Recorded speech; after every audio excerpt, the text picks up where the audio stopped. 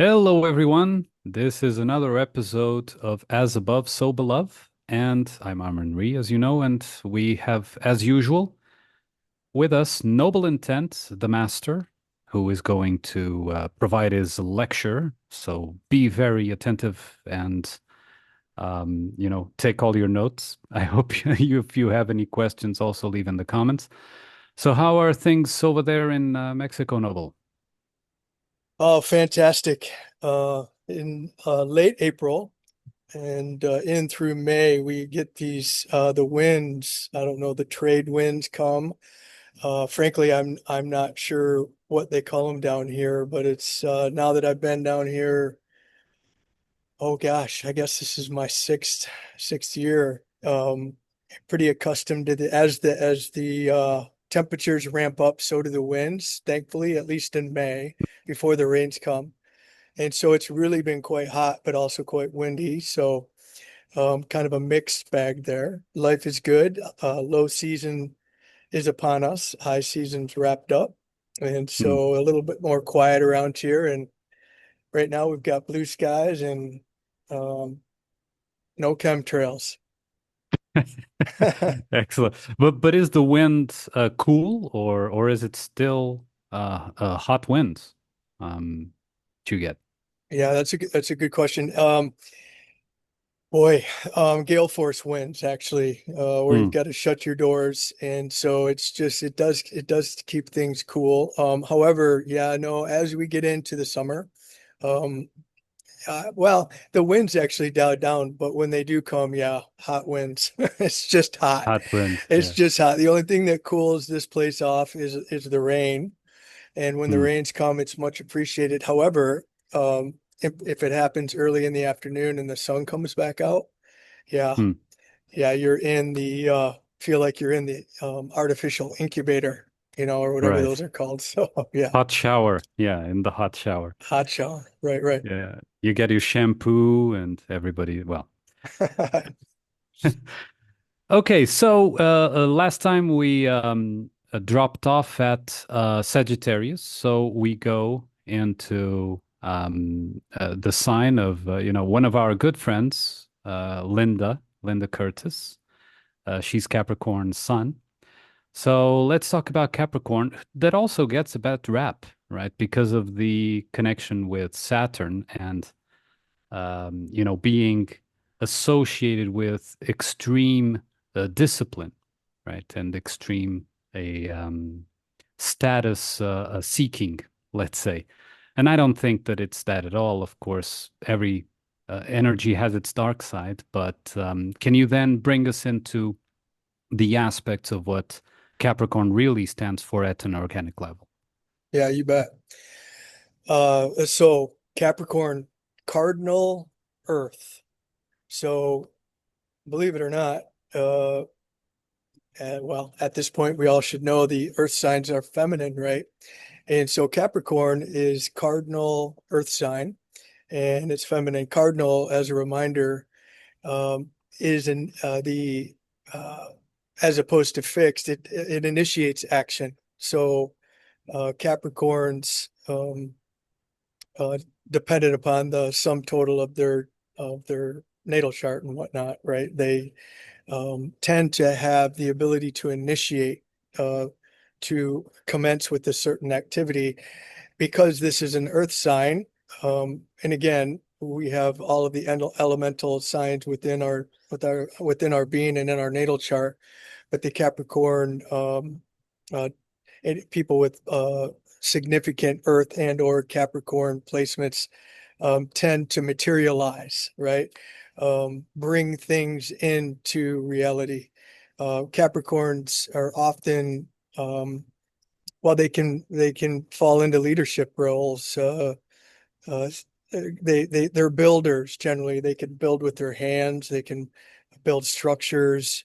Many Capricorns I know like to get dirty. They like to get out into the dirt, build things, practical things, material things that are useful for this particular incarnation, shelter and whatnot.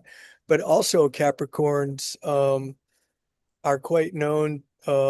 or CEOs, for example, or chairmen of the board, leaders, um, oftentimes will have a strong Capricorn signature.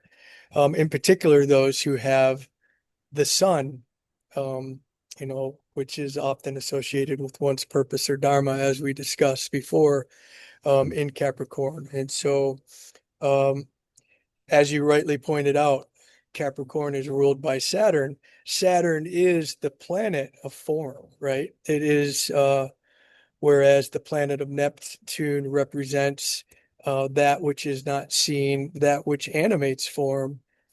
Saturn, and by extension or by association, Capricorn really is a sign of formation coming into manifestation. And so, hence the reason why those with these strong placements um, don't spend too awful much time. Of course, that's dependent on the rest of their configuration up in their head thinking about it. At some point, they are going to take measures to bring it into reality. Um, Hmm. whether or not they can sustain that process with their cardinal nature, they're good at starting things. Whether or not they can bring it to fruition is dependent upon again, there are other configurations, whether they have some fixed quality within their natal chart, for example, to bring things to a completion or not. So, and again, the the other aspect, the aspects, we're going to get more into aspects and transits in later episodes Yeah. here, Hmm. but depending on what is aspecting Capricorn and or Saturn is going to greatly influence the flavor of the Yes. native. Yeah. Yes. Well, interestingly, since you've put there the current transits, I'm seeing that IC is in Capricorn now, which is in conjunction with my natal Capricorn there. Also MC, which is in conjunction with my natal MC. Jupiter is in conjunction with my natal Jupiter, and the ascendant is in conjunction with my natal ascendant. But we'll go into that after we discuss Capricorn, because now I'm curious because I've just noticed by looking at the screen. You caught Uh, me. and um, Capricorn is usually represented as half goat, half kind of sea serpent or fish or something like that. So half water, half beast, let's say, half animal, half goat. Do you think that that has a connection to what you just said about the materialization? Because, of course, the water is the formless, and then the animal is the one that exists and has a form and has an interaction with the physical world, right? So would that be the representation there, the value that is trying to be depicted by that figure, or is there another interpretation for this chimeric kind of representation of Capricorn? Yeah. Well, there's a lot going on with Capricorn, and we spoke of we spoke of the Earth nature and the nature of those who have those strong placements to materialize things. But think of the goat and where we find goats. And goats can climb, right? And they ascend. They climb to um, some of these creatures they can get it really high altitudes, and they can um, traverse the heights.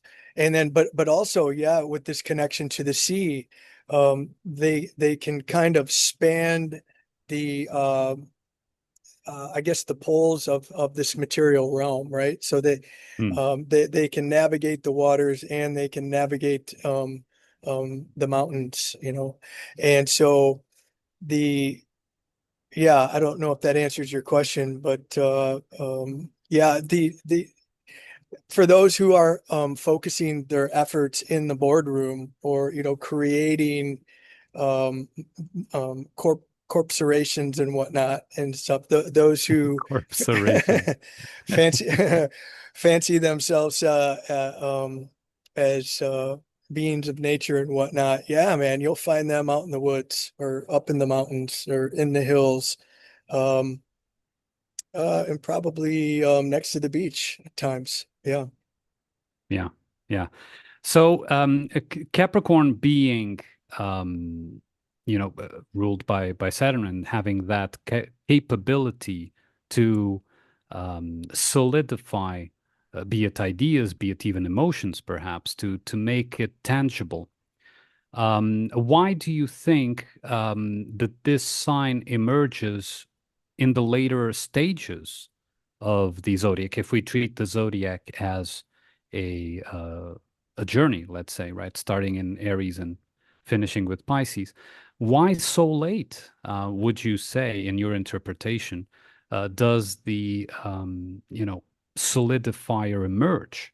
Right, because usually you would say, I mean, if Aries is the fire starter, it would perhaps be logical to think that the materializer would come shortly after. But no, it comes way almost all across the zodiac. So what do you think that happens in at this point in journey? After Sagittarius, after the let's say sniper of ideals, the one that sees the ideal way far beyond the horizon, comes the materializer, the one that solidifies things. Why do you think that is? Mm. Well, I think that that's a really intuitive question, and there's a couple of things that we can point out that we haven't spoke to yet regarding Capricorn.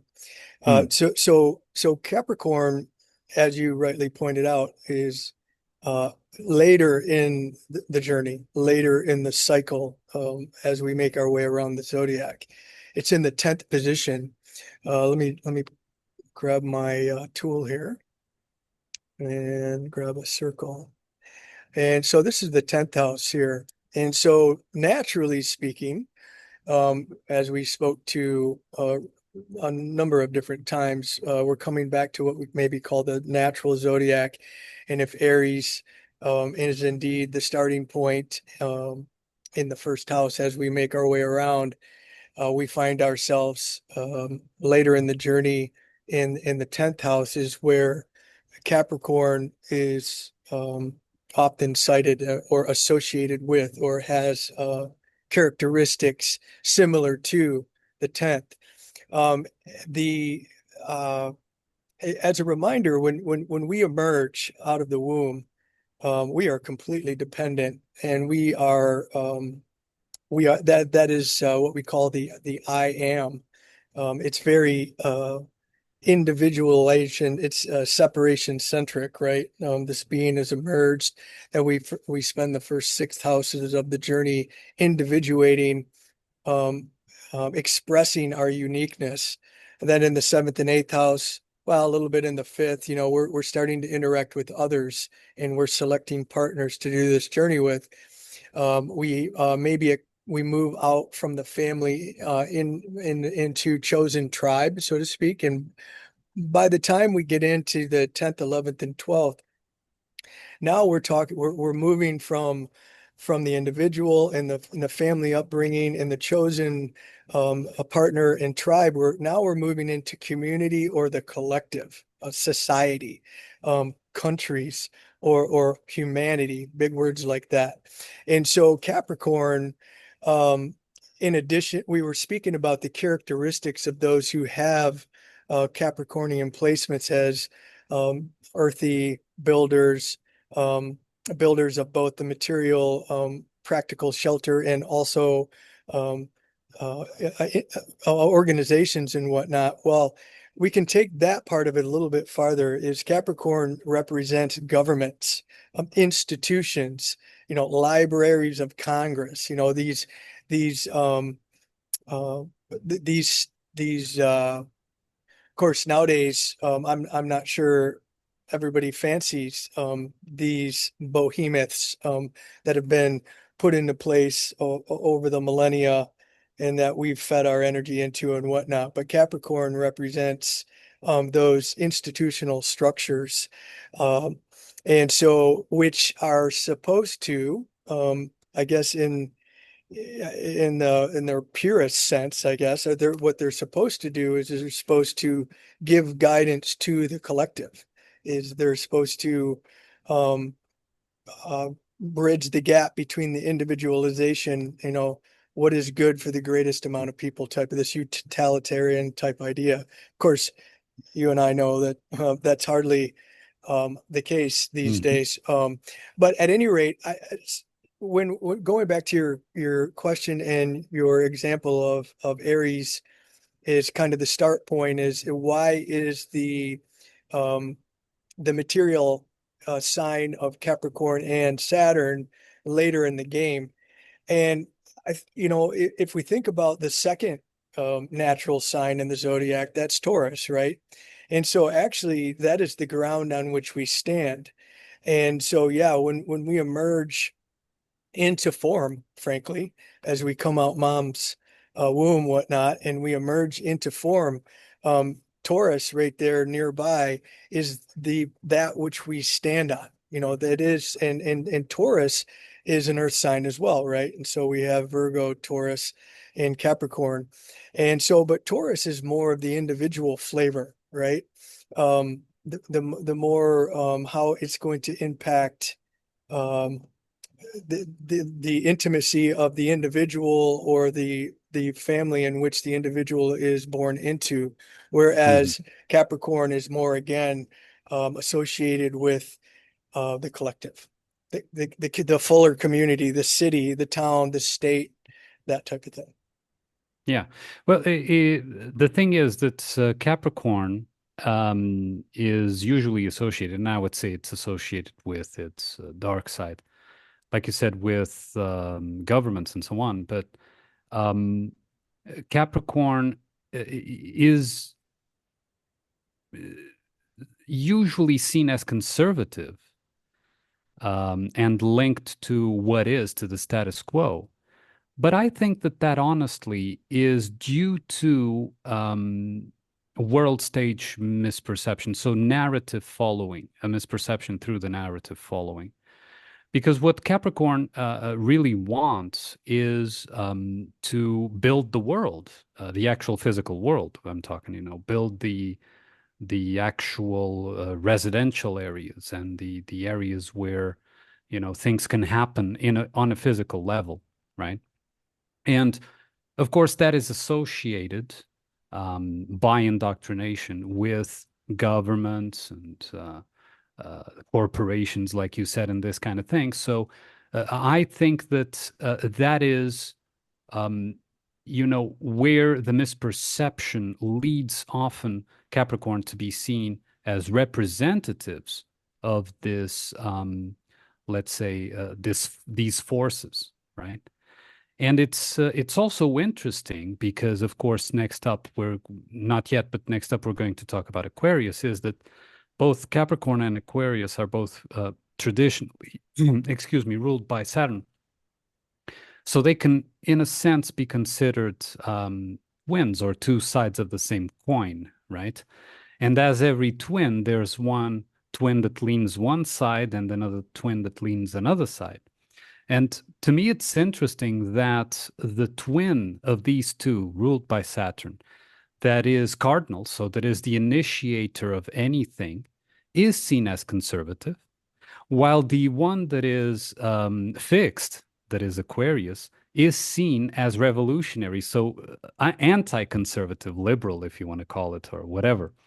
It is very interesting because I think that there's a lot of indoctrination in these images, right? What do you think about this first, before we go any further? Yeah. Well, it's we can't do a full analysis of the constellation or the sign without speaking or reminding ourselves of the ruling planet, which you've rightly identified a number of times already as Saturn. And so what are the characteristics of Saturn?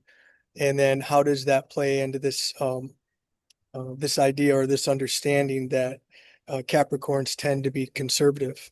Um, and my oldest daughter, is a Capricorn ascendant, and which means her chart ruler, or a very important planet in her chart, is Saturn. And so Saturn brings with it, you ever heard the phrase measure twice, cut once?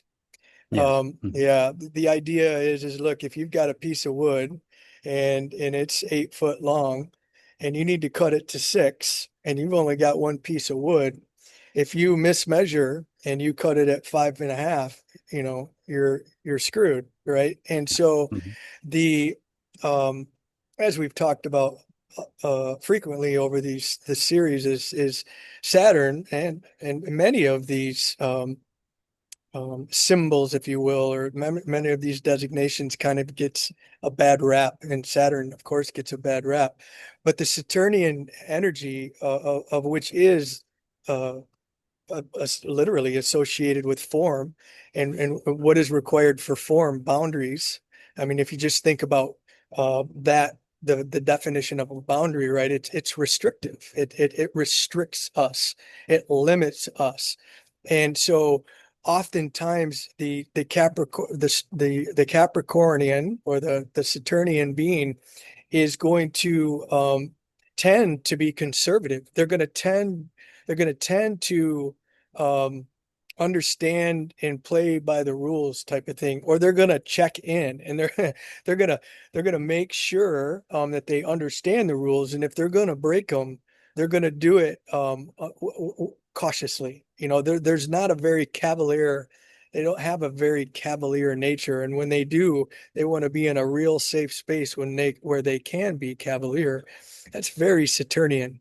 Um, Mhm. and then so for those who um, don't have the propensity to question everything, or some things, or that which we are governed by, they tend to be rule followers, or they want to um, play by the status quo.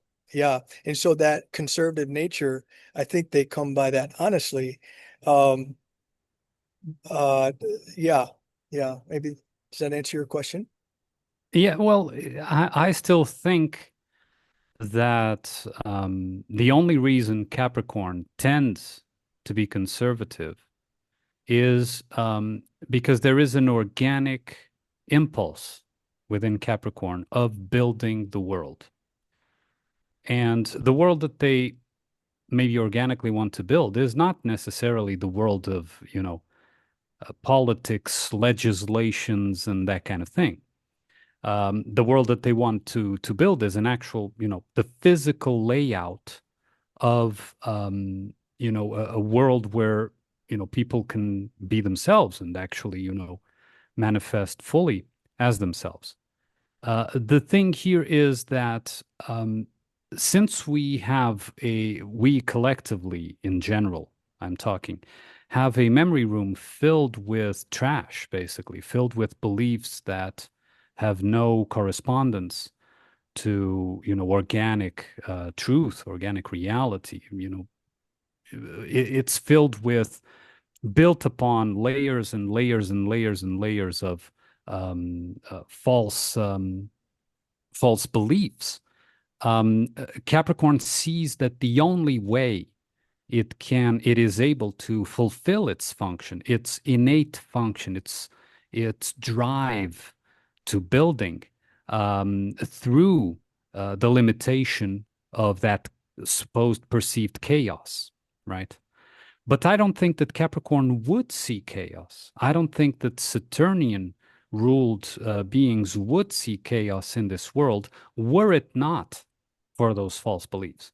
And this is why, I brought a certain type of contrast that I think is put there on purpose between Capricorn as being the Saturnian conservative and Aquarius being the Saturnian rebel or liberalist or whatever you want to call it, revolutionary, um, because both of them are so in relation to a pool of false memories that they are indoctrinated with.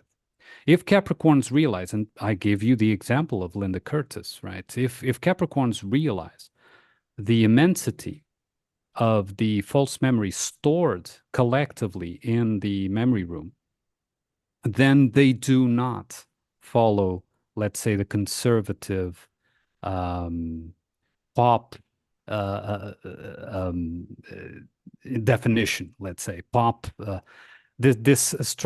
astrology definition of being conservative and being status oriented and that kind of thing, because they realize then that they can build the world directly without going through the intermediaries of, governments, corporations, economics, that kind of thing.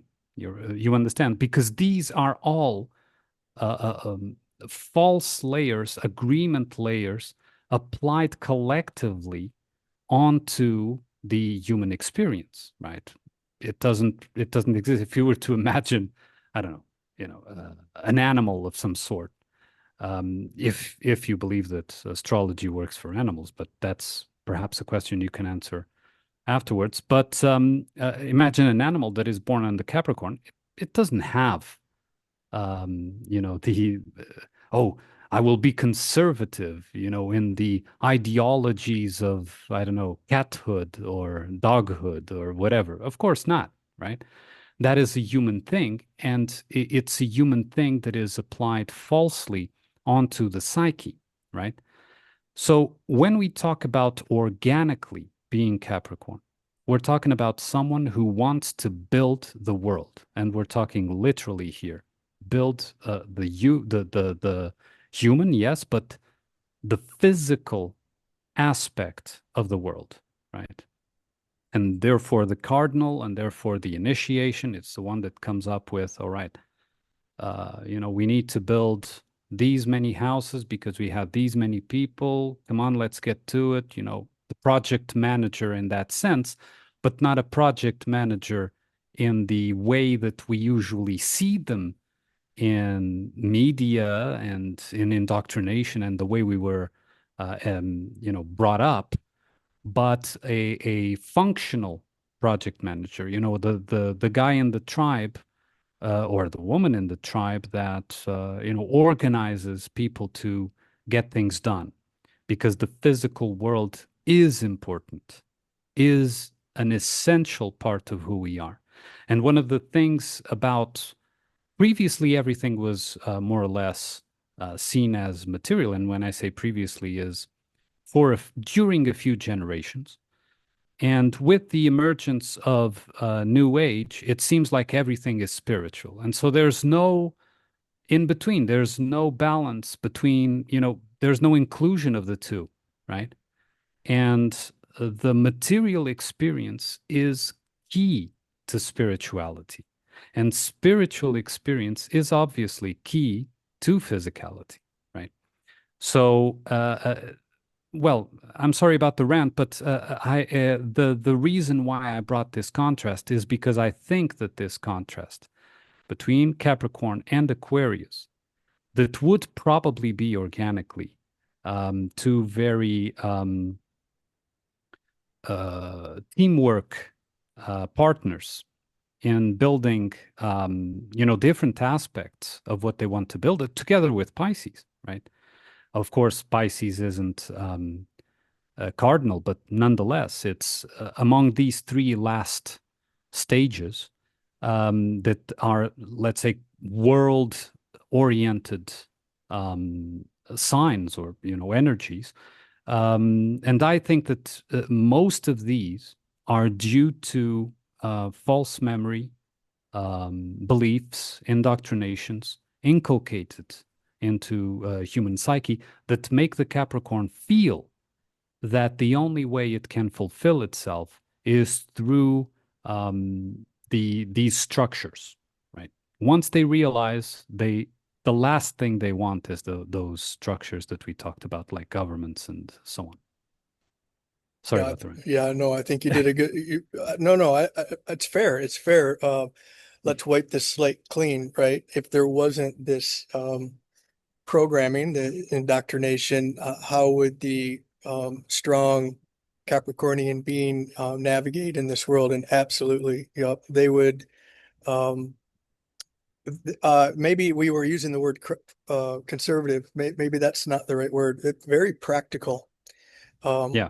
they're very practical. Okay, how am I going to spend my time that's going to be of use to myself, to my family, to my community, this type of thing. And so, yeah, and then builders, most certainly. And so I agree with you. If they had a clean slate from which to work and they weren't playing within these established norms and yada yada, then I think that they or they can see through that. They're awakening to the clean slate, if you will. Yeah, no, I definitely would want a Capricorn on my squad. Um, and oftentimes they would either volunteer or just be naturally inclined to lead um, the the projects of practicality that is going to give their community you know, stability, Hmm. shelter, these types of things. Now let's go back a little bit though. Uh-huh. Let's go back to its association with Saturn, and let's pull over to the tarot, Mm. which you're no stranger of, right? Let's remind our audience and ourselves of the tie-in between Capricorn and its respective major arcana tarot card, right? It's the Mm. Devil card, is it not? Um, Yes. Hmm. and so the representation there, of course, is um, those of us who get bound or trapped in the materiality. And this would go beyond the practicality of useful shelter and useful Right. structures. And this would go into opulence and this type of thing. And that shows um, the human's propensity to indulge into the material. um, Again, it's not fair to say because you have a Capricorn ascendant or sun that you're going to be inclined to do so, because that's just not the case. Um, but it's something we should bring up nonetheless. Um, the placement in the 10th house, uh, we didn't get into this too awful much, and we will a little bit more as we press on, but the 10th house is associated with one's career. It's how we're seen publicly, right? And or how we allow ourselves to be seen, or if we're infamous somehow, sometimes we're seen by the public in ways that we don't want to be seen. Um, Part of the reason is when we look at the top of the zodiac, or as we start to explore um, the zodiac in relation to the movement of the sun, whereas the left side or the first house is the east, and the sun rises in the east, right? And then sometime around, I don't know, between 4 a.m. and 7 a.m., depending on where you're at in the world. And then it reaches its zenith, in the midday, right? At the top of the zodiac. And this is where the sun or the is that a zenith, and it's full illumination.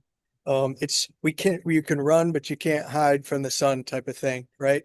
And Hmm. so that's why it's associated with the public facing, how people see us in public. And again, oftentimes that's the career and whatnot. And so, um, at any rate, I thought that would be interesting to point out. In addition to, if we think about the time of year, that is reflected of the Capricorn season, right?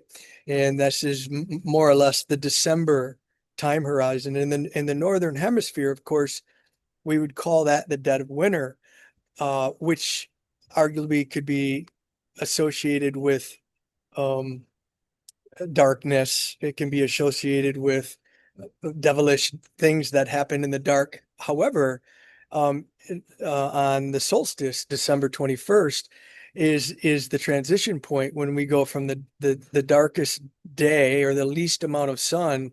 This is a turning point when we're going into the day by day, we're going to get more light. Um, more light every day. And so this is associated again with the building process, right? We're building to the longest day, if you will, of the year. And so, Yeah, and um, yeah, a lot of things happen in the dark. A lot of, let's say, possible scary things can happen in the dark, but a lot of tender things happen around a fireplace that you built, that a Capricorn built for, the people to be comfortable in, right? So, of course, Capricorn is complementary to Cancer, and Cancer is, the familial, the family builder, let's say. If Cancer would be the family builder, the Capricorn is the house builder, the build that builds the actual physical house, while Cancer builds the home, right? So exactly. someone has to put together the fireplace and gather the wood, and because winter is coming and we need to be aware and comfortable and so on, right? So that is a more organic side to Capricorn. And of course, they're not wastrels, usually, because you can't waste in winter, right? So you can't throw away good firewood that would be used to warm up the nights, the dark nights of winter, right? So a lot of what you said, I took it that way, right? So, yeah, a lot of scary things can happen at nighttime, but a lot of scary things can happen during when the sun is at noon, right? So True. um, yeah, I think it's more down that line. That he is the builder of the physical experience, concerned with the physical aspect, and concerned with the collective physical aspect. Right? It's not just an egotistical thing of I have and you don't. Screw that, right? Um, it's about the making sure that the physical experience is there for all involved. Of course, with all the false memories and the false beliefs and etc. that are we grow up with, everything has a dark side, right? So Capricorn is not an exclusion to that dark side at all. Yeah. So before we move to Aquarius, would you care to explain? Thank you for bringing that. Would you care to explain that thing that I detected? Because it seems like right now there's a lot of conjunctions there with my natal placements, exactly where you have the circles, and then also on the ascendant. Would you just briefly comment upon that before we move to Aquarius? Yeah, yeah, yeah. So IC and MC are calculated points. They're not actual celestial field spheres or objects. They're calculated points. The IC represents more the be the inner or the that from which you where you came from, your lineage, the private kind of that the your safe space, um, Hmm. all of those types of things. Whereas the MC is it's opposite. It's okay once we leave our safe space, when we leave our home, when we leave the nest, so to speak, and we go off into that big bad ass world, right? And so um the yes, and so your IC, the IC, the calculated point in the sky currently is in close proximity or in conjunction, a near conjunction. The orb that I like to use is 3 degrees, but close enough, right? Hmm. And so this just which now the uh, so if your IC is 20, then your MC is going to be 20 degrees, right? And so they're on the same axis, and and so there's a parity there. And so it is interesting. So like so for example, you notice that the MCs in the sky right now is at 16, right? Hmm. Whereas your IC is at 16 as well. And so yes, indeed, you're having a conjunction. And so the kind of the native qualities, your inner life, um, are being blended with uh those that kind of, well, let me just ask you a question. What's Mm. going on in your being right now? Like when I say right now, I don't mean this moment, but say recently in these last days with regards to your home. You just showed me some pictures actually. Oh yeah, feeling great and feeling right at home and loving the place. Yes. Yeah. Yeah. Hmm. And so conjunctions are, I like conjunctions. It's a blending of these energies. And so you just have this natural native IC here at 20 degrees when you were born, and then the IC, this calculated point, it's made a full cycle, right? It's come Hmm. back around, and ironically, you've just recently reestablished new roots in a new beautiful place next to nature with flowers and streams and blue skies and all of that type of thing, and so. Um, I really think it's beautiful that you pointed out a few minutes ago this distinction between the house and the home, right? Hmm. And Hmm. so a house might be the structure, the shelter, the practical, okay, we need this. The home is all of the qualities that we bring into the house to make it comfortable and useful and practical and these types of things. And Right. going back to the fact that you're a uh, Libra ascendant, and so your zodiac is kind of like a 180. It's kind of like a mirror. Um, Hmm. the you have, instead of having Capricorn in the 10th house and Cancer in the fourth, you have them reversed, right? And so that's really quite beautiful, and it's very apropos, given our pre-record chat. Hmm.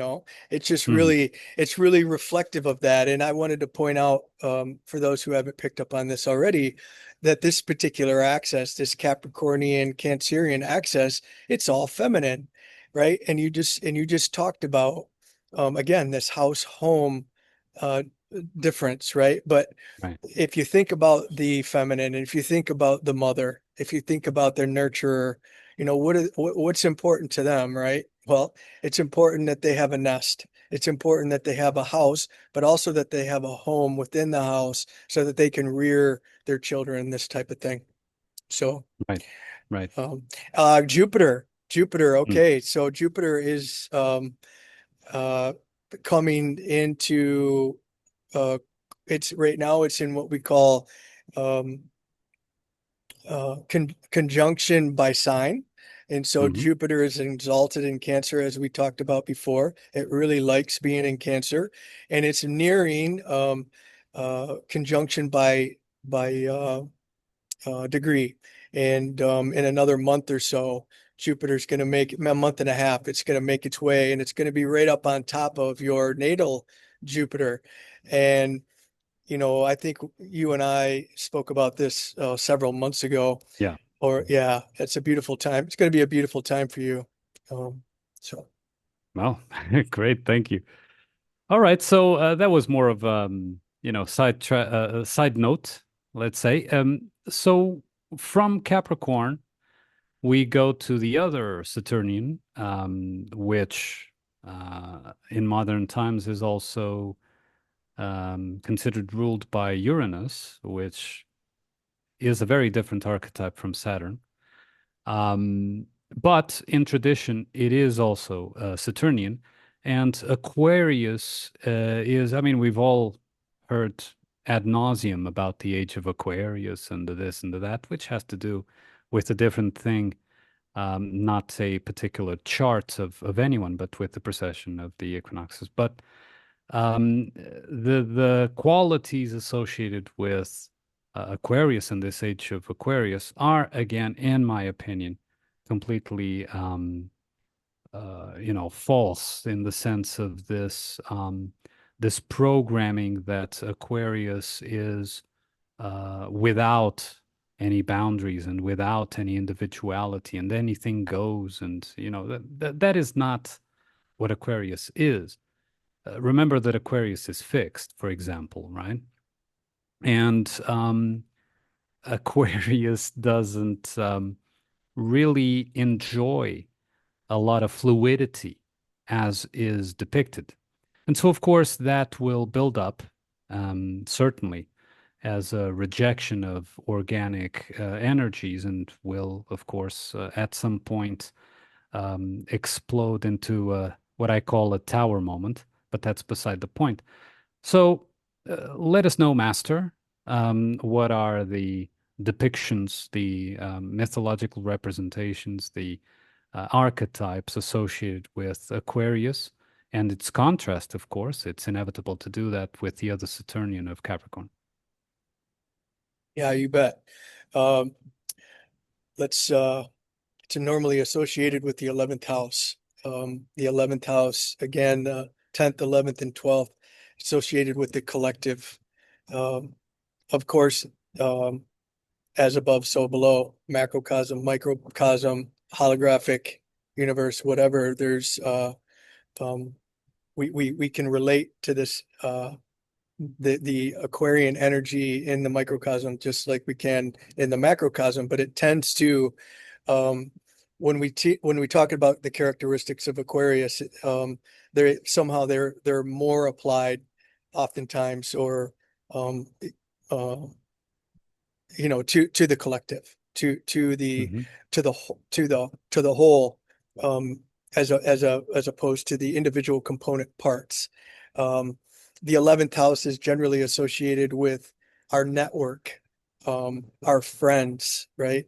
Not our lover, not our, well, could be our lovers, I suppose, not our spouse, not our siblings, not our children, not our family, but those that are maybe coworkers. This is the people who are listening to our podcast, the network, right?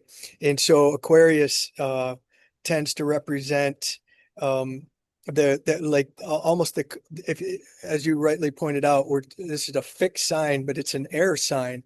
So Aquarius, that so the if we recall, the air signs are masculine, and so there's a the mind is associated with Aquarius, right? The so this can represent the collective egregore, the collective mind, how the collective mind can get fixated or fixed. Yeah, almost crystallized, right? It can become crystallized. And of course, we were just talking about um, the literal materialization, which is like the crystallization of an idea and bringing it into physicality or into form in kind of the Capricornian flavor of Saturn.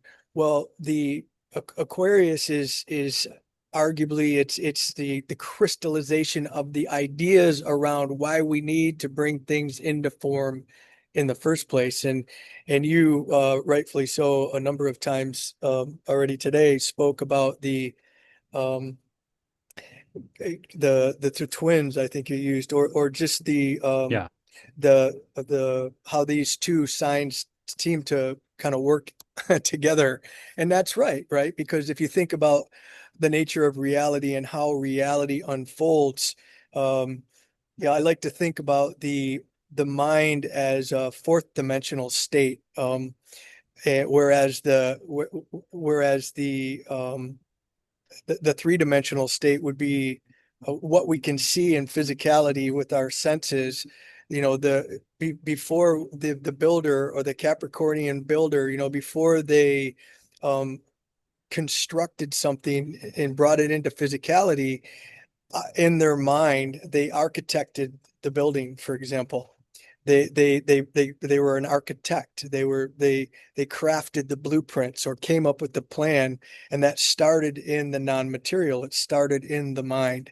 And so the sad, and if you think about it though, there's the in the same way that Saturn represents boundaries, form, structure, limits, restriction, so that form can emerge in the physical Capricornian flavor, um, that same crystallization and boundaries and limits and restrictions can present themselves in the native's mind, or more to the point, Right. in this case, the collective's mind. And there's about never been a, a time in our lifetimes, and maybe in history or known history, or what they present as history is that's been more clear, right? And I'm Yeah. sure you've got some things to say about that. Well, yeah, the impulse, the almost fanatical impulse with which those ideals, those collective ideals, have been inculcated is very visible. And it becomes more and more visible the more you realize how much of a BS they are. And of course, they stand upon a story or a conjunction of stories, a group of stories that are basically there to legitimize themselves. They build upon pillars of beliefs that, try to legitimize the inevitability of a type of collective mind, like you've said. And of course, in the story, we already know that perhaps and most certainly that will um, be presented as, man needing to be saved collectively from himself by a collective mind that will probably take the shape of some sort of AI. And I'm not saying, of course, I've talked about the AI God many times, but with this, I'm not saying it's an actual thing. What I'm saying is that it will be presented as if it is, right? It will be presented as the regulator of the thoughts, right? Because, if you consider that governments were presented as the regulators, of behavior, of actual physical behavior, how you should speak, how you should address, how the rules and regulations of society. Aquarius here is more about crime, thought crime, right? How you think. Is what you think correct or not? And therefore, we go slowly into a legitimized um, uh, status of loss of privacy. So you no longer have private thoughts, even, right? And usually this is voluntary. People just offer what they're thinking freely in the most sometimes I would say uh, inconvenient to them situations. But the idea here is when is presented as, for example, Age of Aquarius and that kind of thing, that is to do with a legitimized collective mind, like you've said, an egregore, that stands on, clouds. And I'm not, the pun is intended, but I'm not saying clouds like computer cloud thing, but clouds of mist, of nothing, of illusion, right? And perhaps we would need, perhaps we would need a bit more Capricornian energy of practicality, like you've said, to bring those clouds, back to earth, if you want to call it like that, but to bring a bit of physicality to the um, uh, illusory nature of this collective egregore.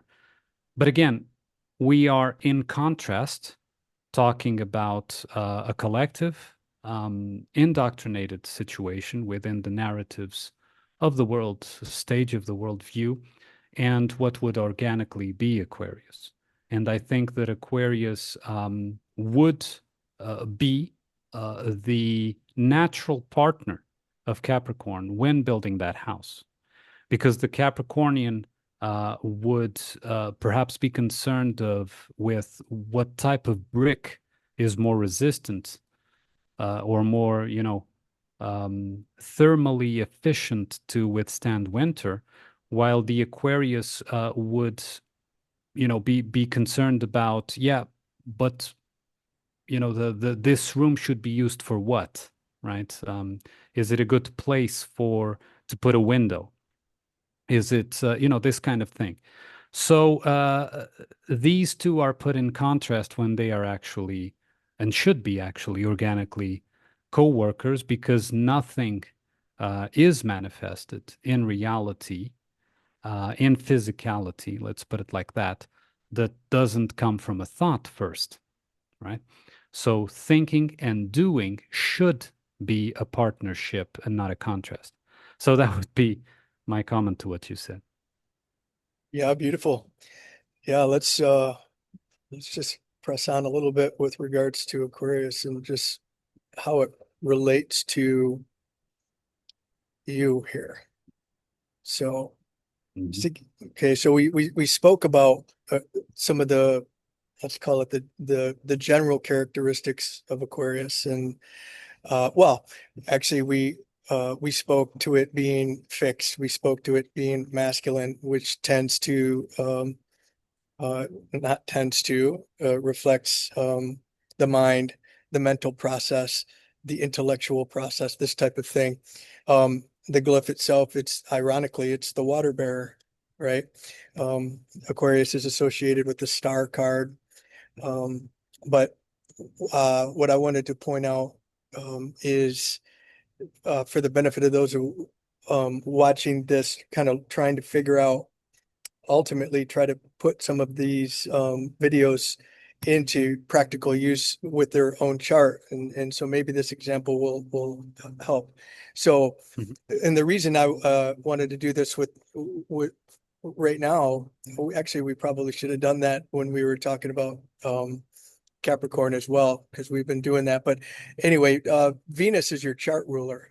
And so this inner circle here is showing Venus at 18 degrees. And so Venus is the ruler of your ascendant, as you know. But as a Mhm. reminder to some of our watchers here. And so um, the first house being you, the native, the body, how the native presents itself in the world. And Libras tend to have a tendency to reflect, partner up and reflect off their partners and whatnot. And so this Venusian, the planet of Venus, is in another air sign. It's in the sign of Aquarius, and so your chart ruler and your ascendant ruler um, is, so you're more or less, you kind of have a double dose of this fourth dimensional quality, the thought, the thinking, right?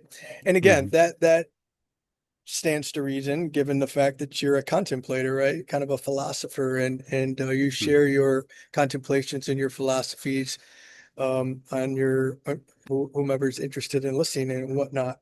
And so, what does the Venusian librarian quality, what does that bring um, to when we bring that into trine, or when we bring that into aspect with Aquarius?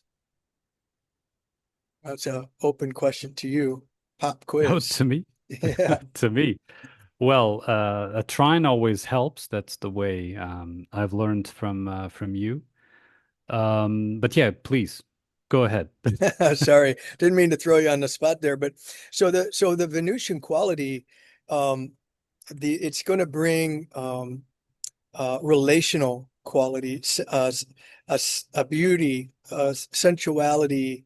Um, okay, we're going to be practical, and yeah, we got to eat, but let's eat something nice, or let's use some, let's eat in a nice environment, this type of thing. But the Venusian, so Aquarius is in your fifth house, and the fifth house is we'll get into this deeper later, but the fifth house as a precursor here is has to do with one's full expression, their full creative expression, how one chooses to spend their time when they have free time, in quotes, right? Like, where do you really kind of when when nobody's looking for sure, but maybe even when someone's looking, what are you going to do? Are you going to make music? Are you going to do art? Are you into fashion?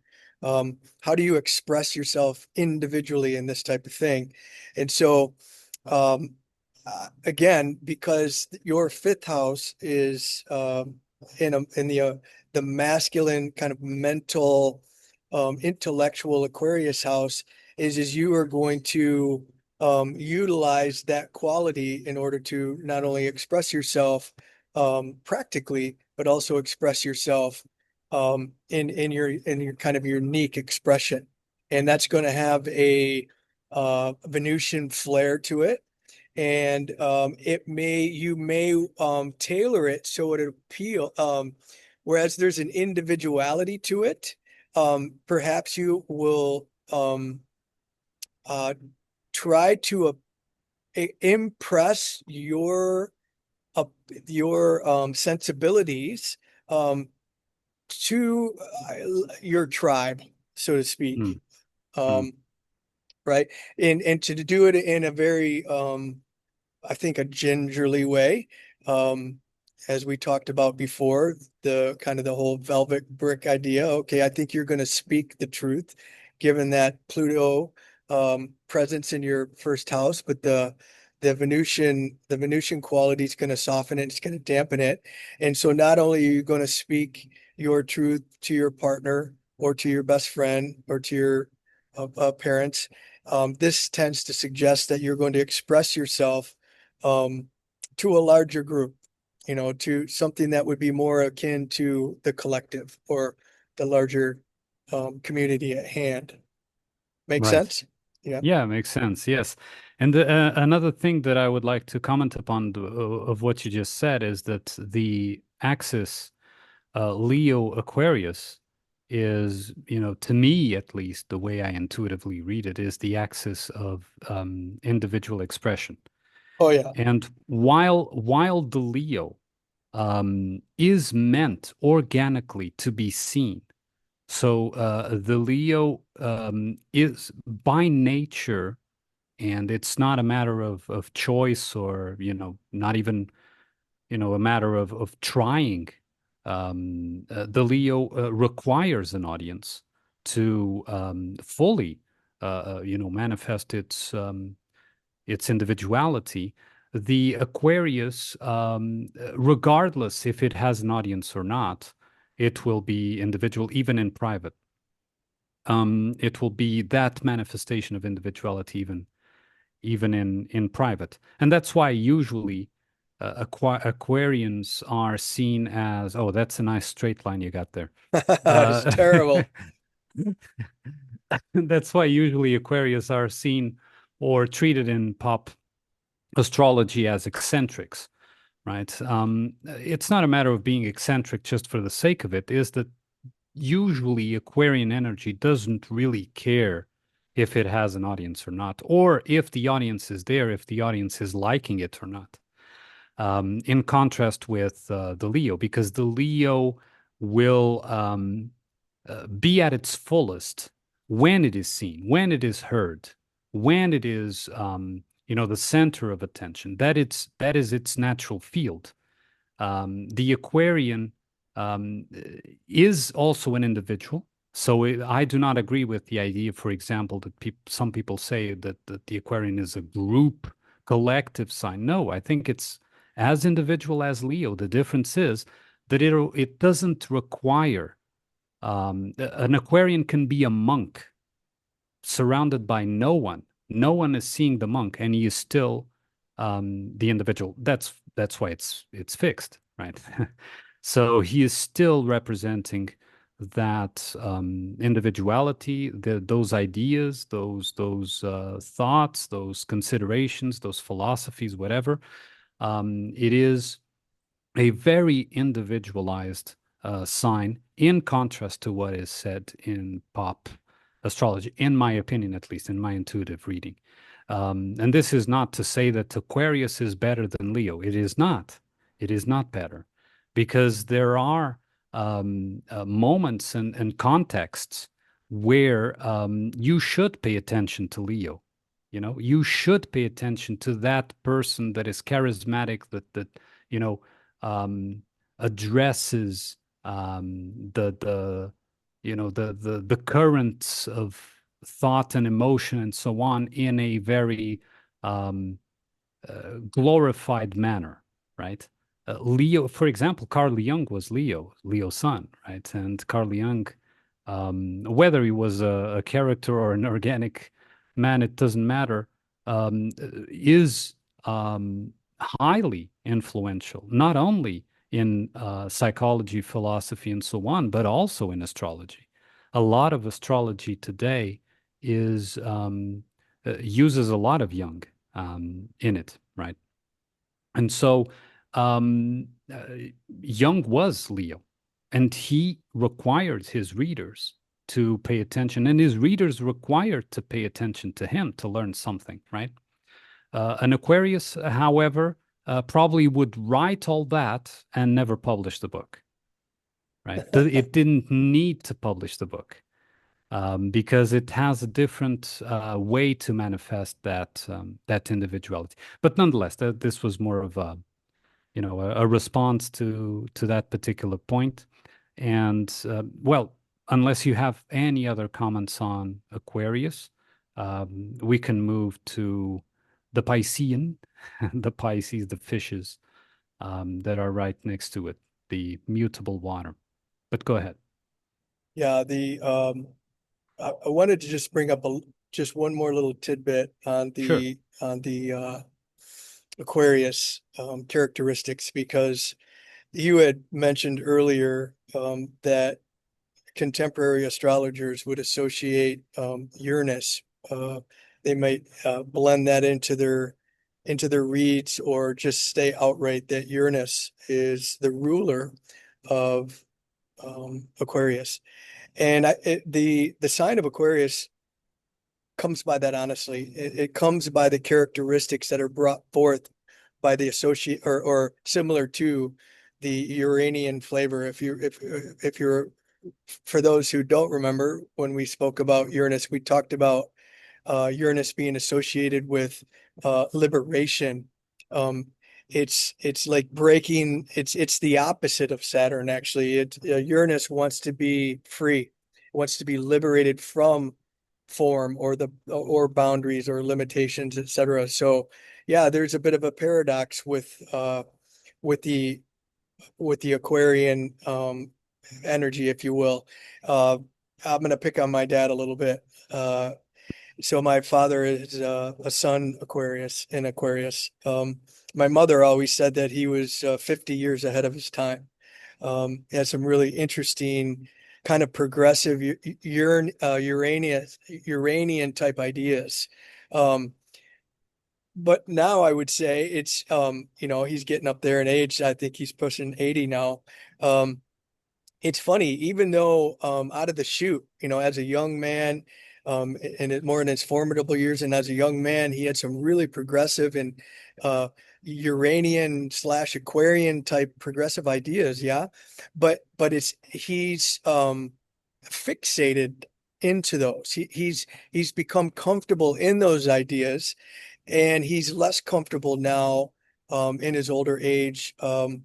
He's almost like put the Uranian progressiveness on the shelf, and he's allowed Saturn to come in and crystallize these progressive ideas that he's had since he's a young man.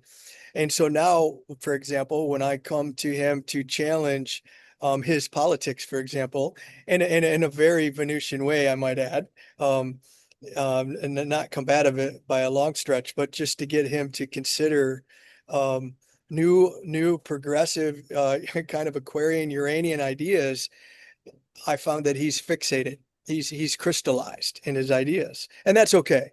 Not picking on him in that way. I wanted to point out the how we can, these aren't mutually exclusive sometimes, is to where we can um and that we learn over time, and the best way to learn that is to study our own chart. As we study our own chart, and we are our own muse, we can start to see how we have the Saturnian Aquarian characteristics within us, but there's also in some ways we are very comfortable in the box that we've erected for ourselves. But in other ways, man, let me out. Give me the keys, or I'm gonna break the damn door down, type of thing. So anyway, thought I'd Yeah. share that. Yeah, well, uh yes, the boxes, right? The boxes. There are collective boxes and individual boxes, for sure. And there are individual boxes that live in collective boxes too. So absolutely. Okay. So moving to the 12th sign, the last sign of the zodiac, the last of the journey, Pisces. Your host here is Sun in Pisces. Well, Sun, Mars, and South Node, right? But usually Pisces is seen as very spiritual, which isn't wrong, but it's what is usually wrong is the vision of spirituality.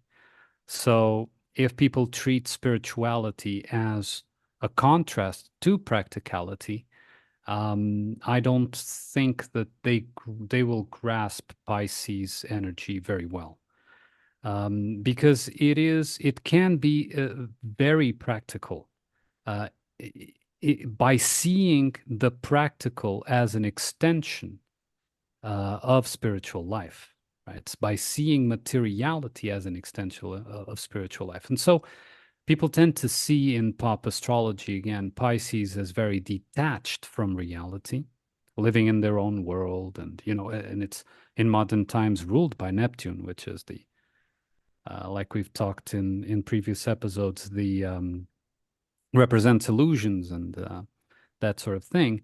But I honestly think that Pisces integrate physicality very well, but they do a flavor of physicality that may be seen as very strange if people are within those boxes that you just mentioned before, right? It is not the same way that a Capricorn would do, or a Virgo would do for sure. Very different, but it's practical nonetheless. It can be very practical and very physical as well. If it has a spiritual integration of that physical aspect of life, which, like I've stated before, the physical requires the spiritual and the spiritual requires the physical. But anyway, let the master talk. Pisces, please go ahead. Love Pisces. Love me some Pisces, man. Okay, so very, Grilled very fish, grilled grilled fish, fish, man, grilled fish. sushi. Yeah. Much, Sushi much. isn't grilled though, no. Uh, yeah, right. It's just sashimi. Yeah, Sashimi is. oftentimes sushi is not grilled, right? But sometimes you can, I suppose. But I like the raw stuff. Yeah, me I guess too. that's technically what is it, tempura that's grilled? Ah, we digress. All Yeah. right. So I wanted to, for those who are maybe just checking in on this episode or um, haven't been with us the entire time, I wanted to emphasize the Western mind's tendency, I think, through um, programming indoctrination and the caricatures of the astrology in the classified sections of the newspapers for those of us who are old enough to remember is this like emphasis on the sun sign um, and how most everybody who's under the age of 60 could tell you what their sun sign is. And in fact, they would say, instead, they would say, my sun is in Pisces. They would say, I'm a Pisces. And so Right. that they would, my son happens to be in Libra. And for a long time, anybody asked me what my sign was, I would say I was Libra. Um, I happen to have four um, planets in Libra, so I come by that. Honestly, however, through my studies and my experience over the last 6 years or so now, is the ascendant is really, really an important key.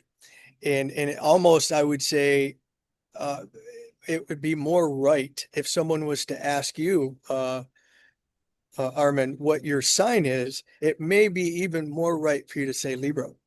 Um, and but that's going to be a difficult unwind for all of us because we've associated with this for, in your case, better half of 45 years, in my case, more.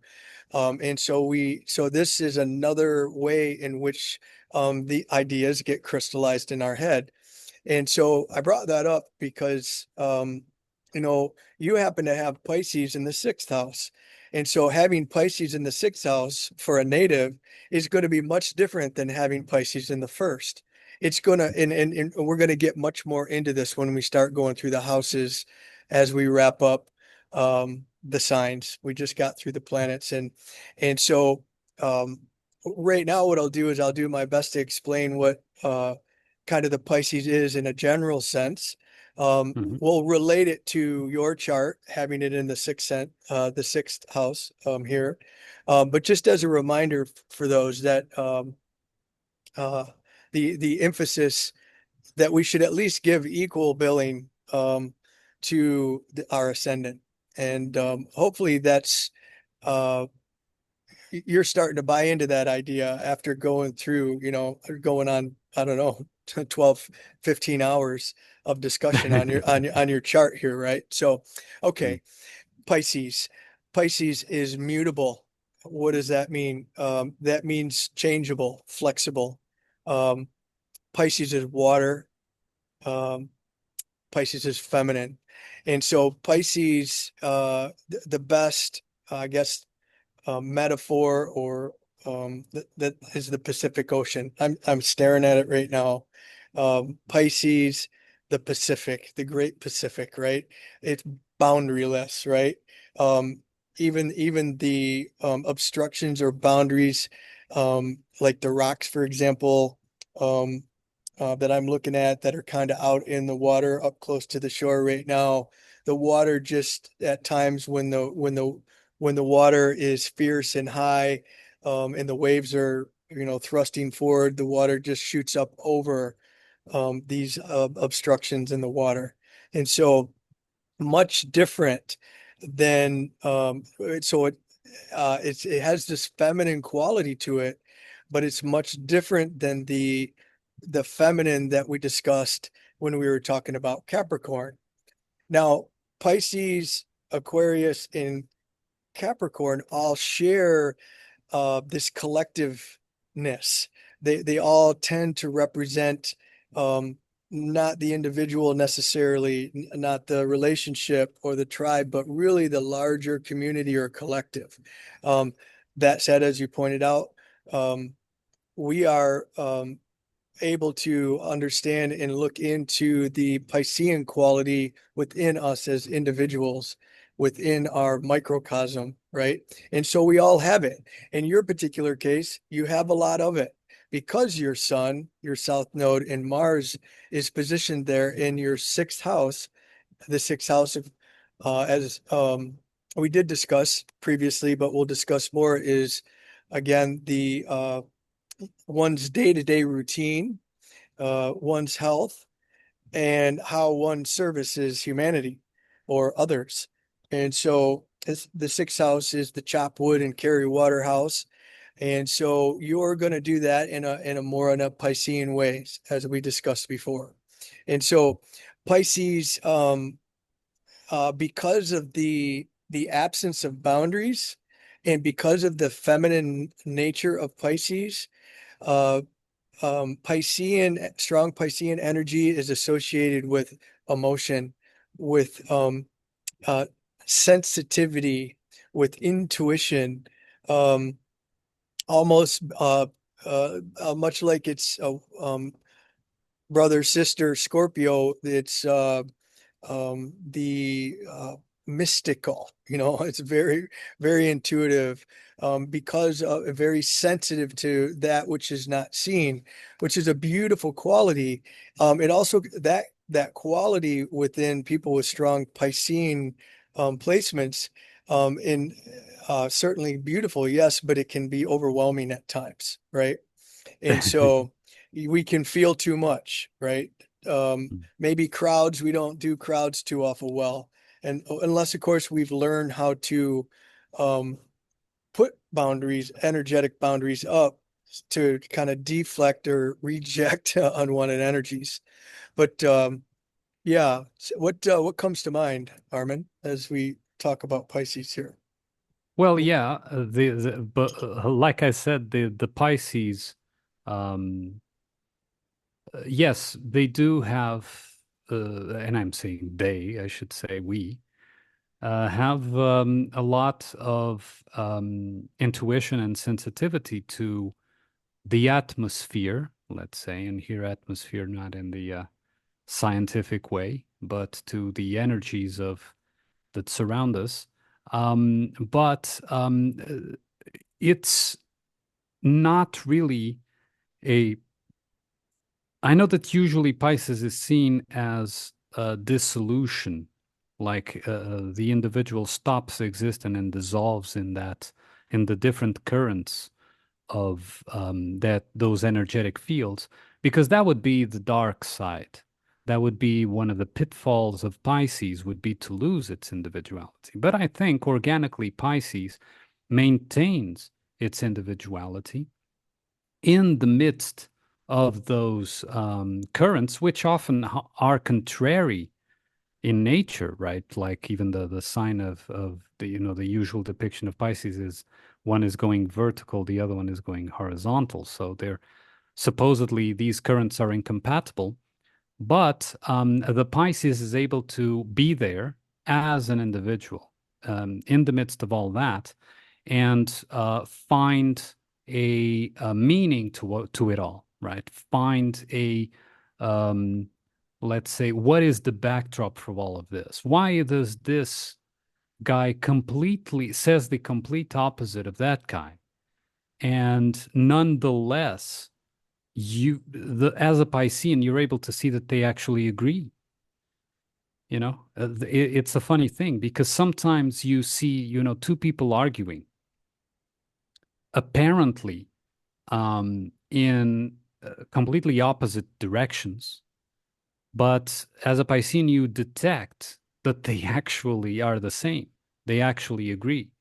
And the only thing that is diverging in that particular regard is a self-image that people create. You could call it the boxes, like you've said, that generates um, a separation of not a separation, but a conflict where probably the conflict wouldn't be, right? In the same way that we talked about, for example, a Piscean witnessing a debate between a world stage Capricorn and the world stage Aquarian would see that they actually are both in agreement. They Mm. are just they are just boxed in manifestations based on false beliefs of who they think they are, right?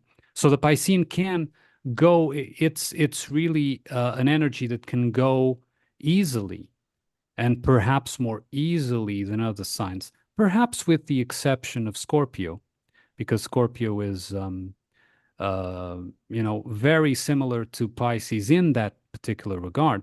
But it's perhaps Pisces is the sign that is more easy for it to go beyond those boxes, to say, you know, looking at the mirror and saying, is this really, am I who I think I am? Right. And therefore, by doing that, people associate, oh, he is losing itself. No, he is actually affirming his individuality because by questioning who he thinks he is, he can actually has an opportunity to be who he is, right? And this is usually people associate, for example, Neptune with illusion, right? But if you master illusion, you are no longer fooled, right? If you understand how illusion works, you are no longer fooled by illusion. You master illusion. So illusion can't fool you, right? You don't get lost in illusion. That is the dark side. That is if you go into those boxes that you mentioned. But if you understand illusion, if you understand how the craft of illusion works, you are no longer fooled by it. And therefore, you're able to maintain that individuality. And not only that, but reading when, illusion tries to trick you, I'd say, tries to box you in again. So, yeah, those would be my thoughts, man. Cool. Well, beautiful additions. And so, but let's press on. We're just getting started with Pisces, actually. So, Mm, um, so the Pisces is often associated with the 12th house, as I think you pointed out, the end, mm, the end of the journey. It's like when you talk about the characterization of disillusion, that would be something along the lines of, well, as we use our ocean analogy, the Pacific, the Great Pacific here, and as I'm looking right now, I can see the individual waves, right? Forming and then breaking into the shore and then basically dissolving back in to the source from which it mhm, came. And so, with regards to the spiritual nature of the 12th house, the spiritual nature of Pisces, and just this kind of spiritual pursuit, in general, the oftentimes when we get up into these, uh, well, really never, uh, probably universal in some senses, but certainly the Dharma, um, understandings of the spiritual pursuit, the various Eastern approaches, they often talk about things in terms of relative and universal. And so I think mm, sometimes you're right that Pisces gets more associated with the universal, or it just doesn't pay enough attention to the relative characteristics of its what it stands for, what it means, right?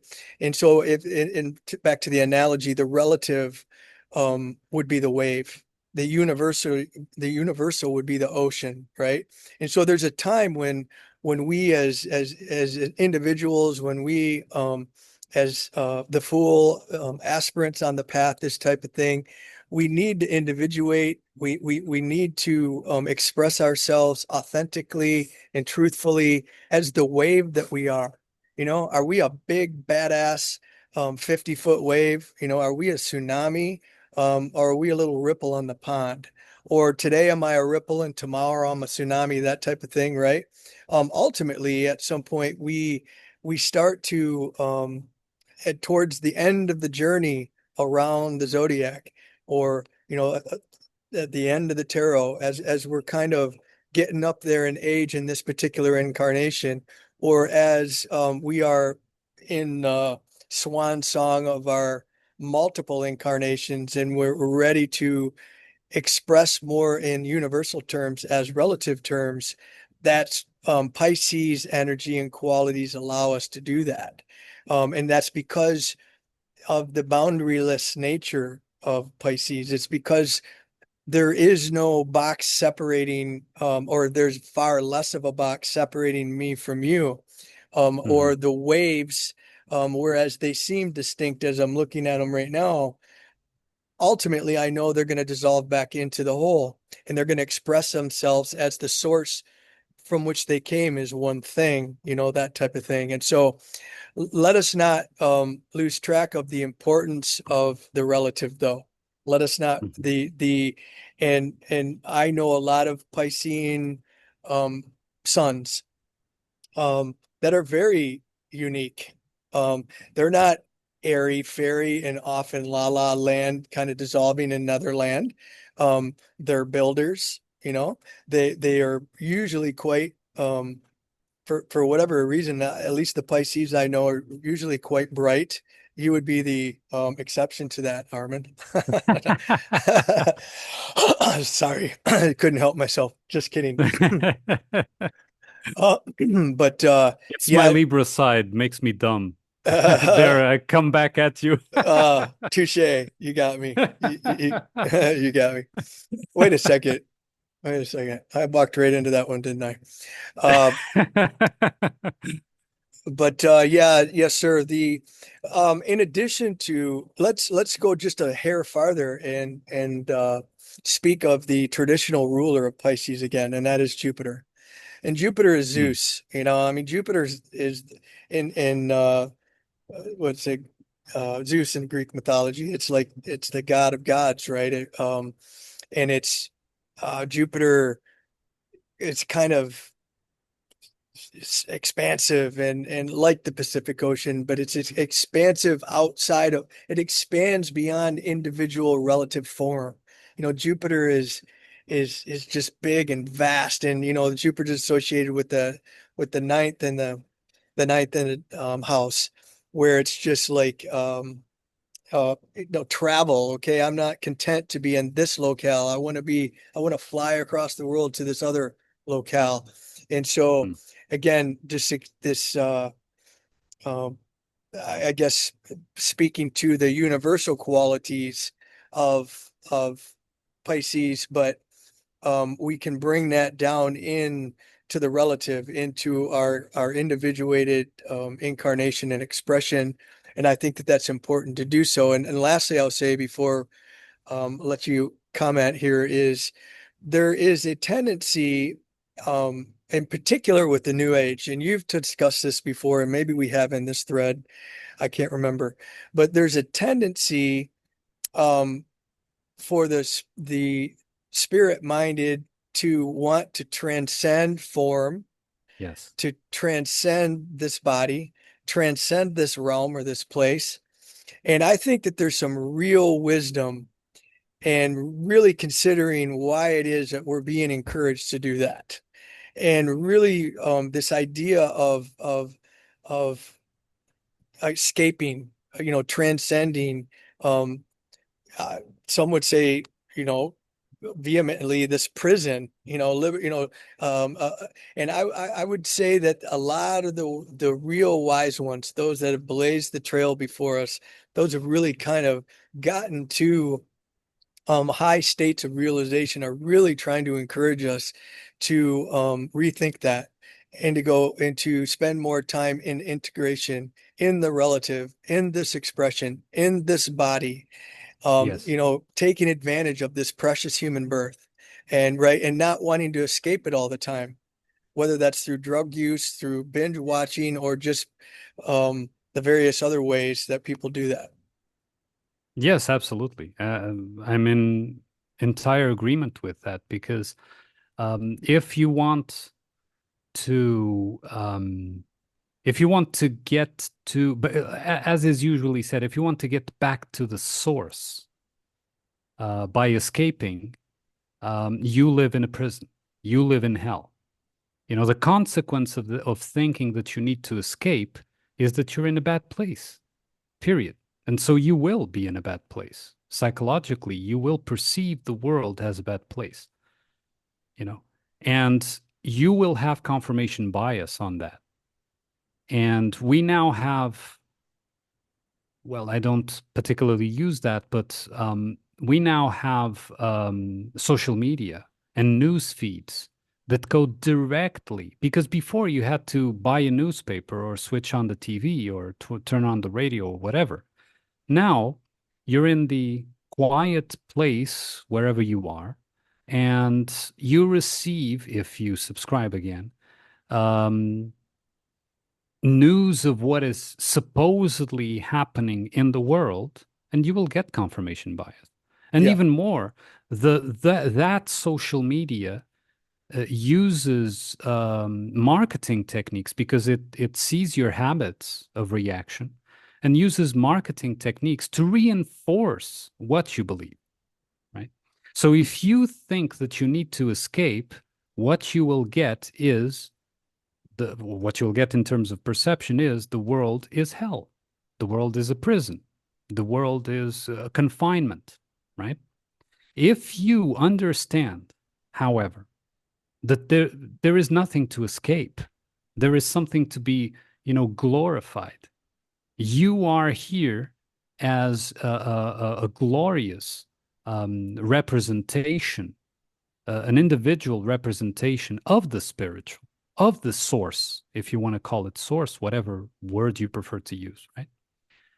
Then how can you be in a prison, right? Yes, you're limited, but limitations is, if there are no limitations, there is no manifestation.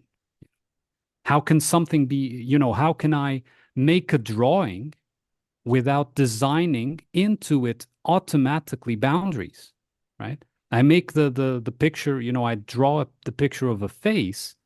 I have to, I draw the eyes. The eyes are a boundary. I draw the nose. The nose is another boundary, so that you can identify, right? Otherwise, it's look at those what's it called? It's not surrealism. It's those others. The abstract current. Forget the name now. But the abstract currents where, there's no boundaries, what do you see there? Right? You have to make order yourself onto those paintings. And I'm not saying that there isn't a place for that, right? But that is where they want us. Because then you have to escape that painting. You have to escape that chaos, right? And that chaos is mere perception. The only thing you need to do to see the order and your individual place, your healthy individual place in that order, which I'm not talking about predetermination, because we do have free will, but I am talking about a place, a context where we are supposed to manifest. Then you need those boundaries. But those boundaries are not a prison. They are actually the very thing that liberates your individuality, your individual manifestation, and therefore, consequently, your individual expression, right? So yeah, that's that's what I would say to that. Well, that was beautifully put. We've arrived at these, either way, I'm sure we've encouraged each other along the way, but we've arrived at this understanding, of our own accord, and find ourselves, expressing our individual understanding of the way this place works and all that stuff. And it's beautiful how we can mirror each other and kind of have in a head nod here. Some of my investigations have been very experiential and practical, and like on the mat type of thing, using specific techniques, the meditative techniques, breath and pranayama techniques, etc., to experience different states of conscious awareness and these types of things. And some pretty heavy hitters at that. And the like, I'm kind of relating this to some of your investigations and some of your thoughts with regards to theosophy, the New Mhm. Age, and this stuff, and again back to this transcendental nature, and even within the Dharma um, teachings of the East, for example, which I'm pretty heavy into. There's a lot of disagreement, and there's a lot of transcendental approaches where, hey man, renounce this earth, renounce this place, renounce sex, renounce money, and go to the mat and meditate and transcend. Essentially, float up above your crown, or just leave the body altogether, and then ultimately that's going to be some way in which for you to realize your kind of the fullest expression of yourself. Well, I started to like kind of hit a wall with that. I started to kind of question that, and because I started to more or less come to these conclusions that you just articulated so beautifully, and it's like there is like, what am I, where am I going? Why am I going there? Right. And it's like, and I tried to put a little Capricornian practicality into this. It's like, man, wait a second here. I kind of like this experience. I kind of like this place. I'm having fun. I'm around some people I like being with. I like being in the body. There's some really cool things I can do in the body. And so at any rate, there's whereas I've greatly value some of my training with regards to meditation and being able to move the energies up and even out sometimes just for a different perspective, kind of different vantage point. It's all really been more about bringing um, the sum total of our individual incarnation and expression and karma back down into the body and to fully experience this, man. And to Yeah. like the it fully experiences the roses that you showed me today, like and Yes. be and, Yeah. Yeah. and be present with those. And anyway, I think we beat this horse for a bit here, but I wanted Yeah, to. but just one final comment on that is because all of that you described this self-annihilation, and self-annihilation is a is present in Buddhism and is present in Christianity as well, and also, of course, in other currents. But those two are the main ones currently, at least in the West. And it's not by chance that Buddhism was sent as a forefront for theosophy, right? As the Yeah. vanguard, the ideological vanguard for theosophy. But even before, so Buddhism is all about annihilation of the self because the self doesn't exist according to Buddhism. And if you annihilate the self, you achieve nibbana, right? Nirvana, as the Tibetans say. But Christianity had a different form of that, which is, your individuality is only individual in relation to God. So God has a plan for you, and you either do God's will or you're worthless, right?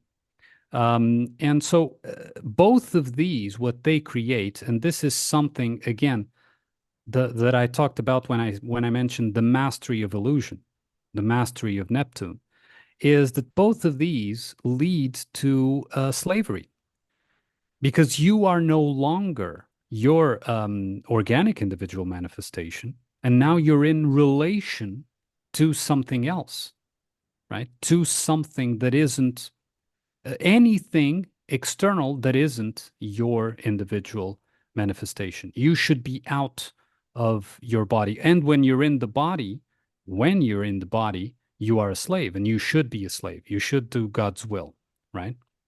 Or you should strive and work and effort and do all these things to get out of your individuality, which is basically doing a slave. That's why, of course, you will never, there's this idea of the a Buddhist idea of never reacting violently, for example, right? Which is incredibly insane. It's incredibly insane. There is a context for violence. There is a context where the application of violence is not only appropriate, it is the healthy response.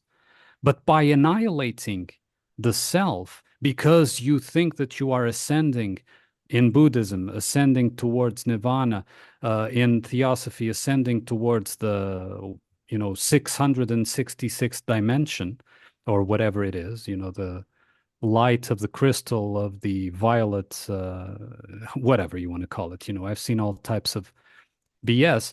Then you won't react because you think that you are morally superior. But there is nothing more morally superior, more organically superior, more alive than at the appropriate context reacting in the appropriate way, which often or sometimes it implies violence, right?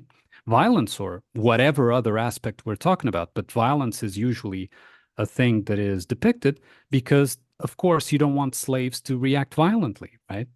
You don't want, the labor force to, in a healthy context, react healthily, right? You want them dependent and codependent in a relationship of codependency, right? So once you master, again, this is what I've tried to say before. Once you master the illusion has no longer an effect. You see it coming. You see the intent behind something, right? You read between the lines of the intent of things. And I don't think I'm the only one with this vocation, and if, expressing these things help in any way, cool. But I am sure that all of our viewers and you and, you're, very different Libra with Virgo rising. And I don't know if you have Pisces in anything. I don't know. So you don't probably have any Pisces and you're still able to grasp this, right? So this is not a thing that, yeah, Pisces can help because they master the illusion, but anyone can see it and Yes. anyone can understand these things. Yeah. Yes. Sorry. Yeah, of course. Of course, the water tends to help. The feminine placements tends to help. But yes, absolutely. Anybody can see this. And, just as a reminder, yeah, good point. This, well said, brother. But this Neptune is the master of illusion and delusion, right? And fantasy. But as you said, once we conquer that, it brings us right up against to imagination and our dreams and it is the spirit, so once we cut through the fog and the bullshit, we come up against that which will our essence essentially.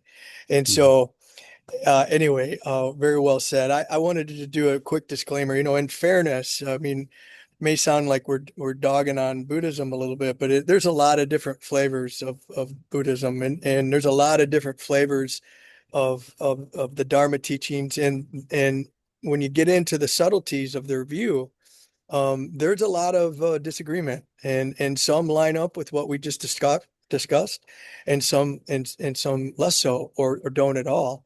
Shaiva Sure. Shakta or Tibetan Buddhist Tantra, kind of Vajrayana Dzogchen, they really embrace the relative. They really, really embrace the body, really embrace the individuation and the individual expression, um, and really kind of push back against, like, say, an Advaita Vedanta, or some of these other, let's call it higher teachings that are more transcendental.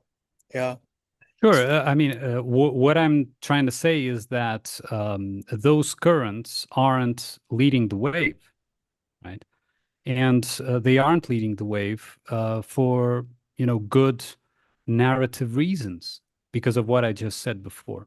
You know, what you would prefer is all the other, let's say, orthodox or whatever other word you prefer to use, currents to take the prevalence, right, of the inculcation of a society that is labeled as new, but it's actually the same old. That's why I'm comparing, because in the West, supposedly Christianity was the old world, Buddhism, Theosophy, etc., is the new world, and they're Yeah. both the same. Look and look beyond the veil, and it's both the same. Beyond the mask, it's the same.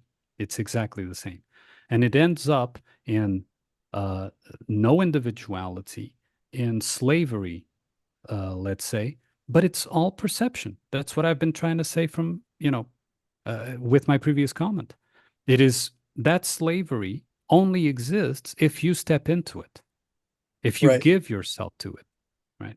So step out of the perception, understand, master the illusion, not because the illusion will grab you and you get lost in the ocean. No, dive in the ocean.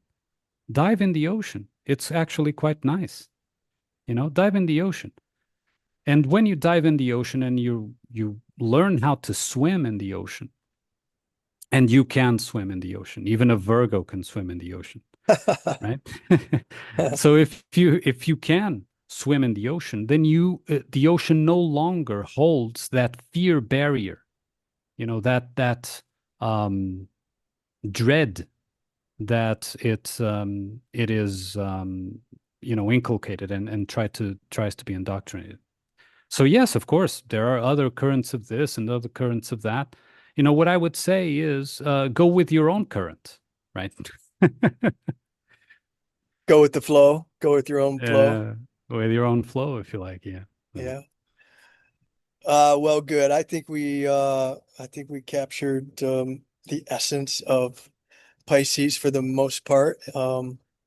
Any other things that come to mind? No, I Before think, well, unless you want to, but we can leave that for later for when we discuss aspects. But you just circled the Jupiter there, which is in a tight, not exact, but a tight trine with the sun, right? But we may leave that perhaps for the aspects episodes when we discuss trines and squares and so on. yeah, But that's, yeah. let's do that. Yeah, that's a beautiful one, by the way. Um, Hmm. that's a beautiful one. So you come all you come on to these deep thoughts, honestly, brother. So well, I enjoyed what was this, episode 6? Is this 6 I or don't even know. I have to check. I can't remember either, but I enjoyed speaking with you as always. And it's, I think we've made our way now through the planets and the signs. And next time we're gonna go deep into the houses. Although, just as a matter of course, it seems we've touched on the houses here and there, but we'll go a little deeper starting next time. Sure. Sure. Yeah. The houses are next. Well, I hope this was useful.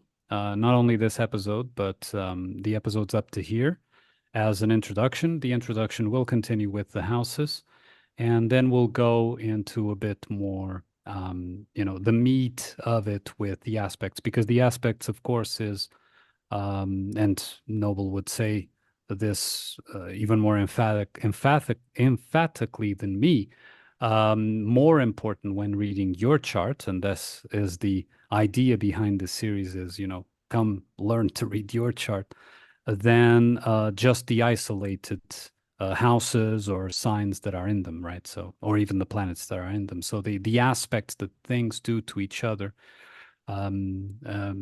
carry a greater weight, perhaps, right?